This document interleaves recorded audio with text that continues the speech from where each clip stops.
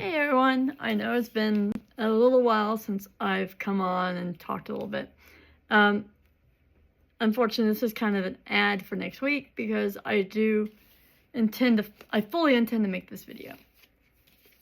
I have purchased a UK first edition, first pressing Weezer's Blue Album, full body.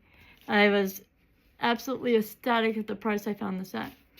A little bit more than I had initially wanted to spend back in November, but it was like nearly half the price of what other people were asking, and like I said, I do not have patience. I am horrible.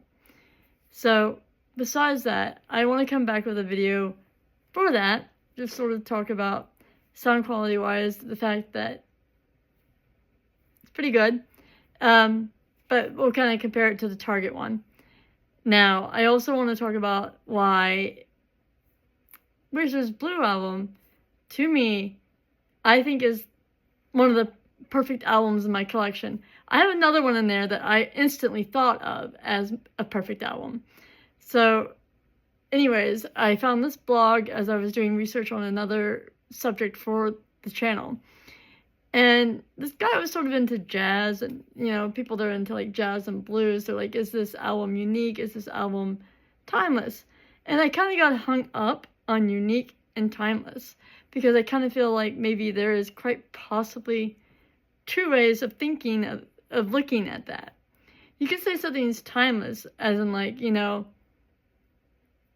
because it's just timeless, it's just. But the thing is, even saying that, there are probably copycats out there trying to copy that sound. So does that make that unique?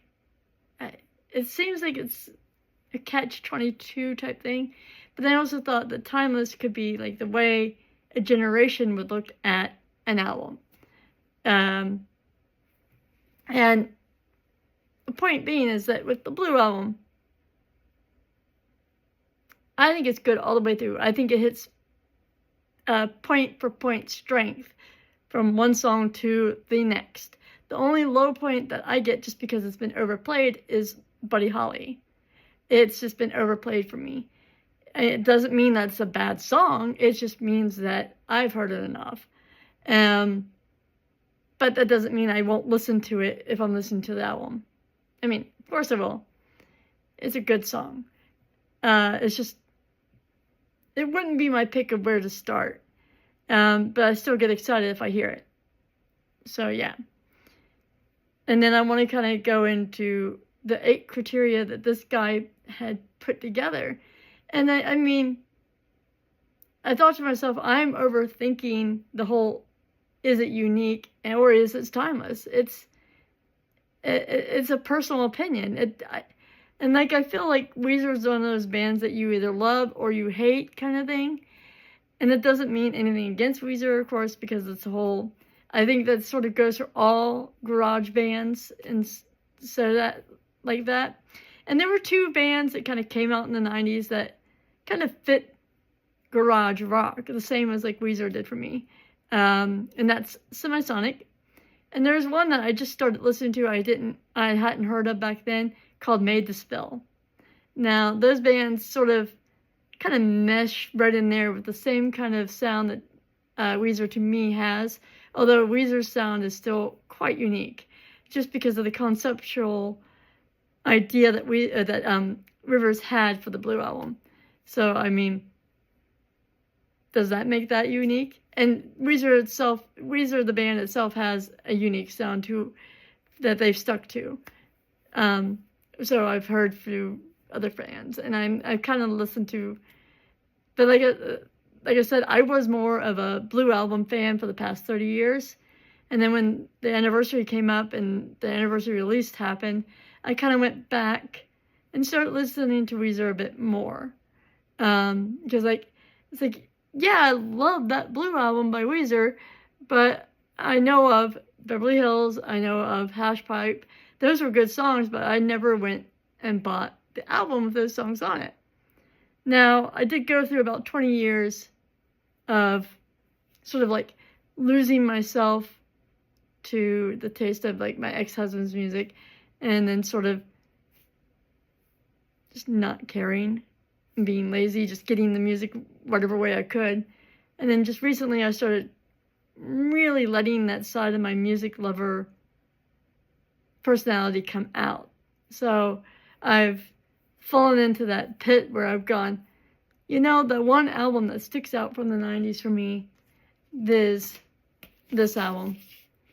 There are other albums that I like, and they were easy to obtain kind of thing, but I would not say that they were the first that came to mind. This is the album that came to mind first. Is when I started collecting records, I was like, I wonder if Weezer ever made a pressing of the Blue Album. And that was one of the first that came to mind from the 90s. So yeah, to me, it's the perfect album. Now, I don't know if like a 20-year-old today will think the same thing. It doesn't, and is that 20-year-old somebody who is not playing a guitar or not a music lover? That's what Timeless to me is that it's appealed to another generation, but another generation that's not as into music as, say, somebody who's going to play a guitar, a musician, or somebody who just loves music like myself. I mean, I was belting out Undone one day, and my 7-year-old son, who's autistic, who can't speak yet, was walking around singing Undone right behind me, dancing around the living room. I mean, it was cute. And obviously, the only way I could tell it was Undone is that, it's like when he started doing the pull this thread as I walk away. And when he did that, I was like, he is singing Undone, So yeah, it was comical, but brilliant, all the same. But yeah, that's a little side story. However, I'm going to go off, clean up my little guideline for that video. I will hopefully have it out next week. Obviously, because I'm in the U.S., it will not be on Monday because my kids have Memorial Day off school. So I will be doing that. I don't know, my husband is not working that day, but if he isn't, maybe I can sneak in time to record it. We'll see.